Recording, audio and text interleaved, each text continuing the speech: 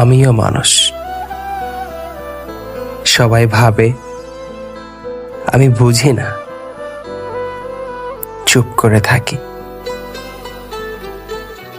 চুপ করে থাকি মানে আমি অনুভূতিহীন। কেউ ভাবে আমি কষ্ট পাই না। কেউ ভাবে আমি কখনো ভাঙি না। কিন্তু আমিও তো রক্তে মাংসে গড়া মানুষ। আমারও তো মন আছে, আমারও তো অভিমান জমে কান্না পায়। আমিও মাঝে মাঝে ভীষণ একা হয়ে যাই।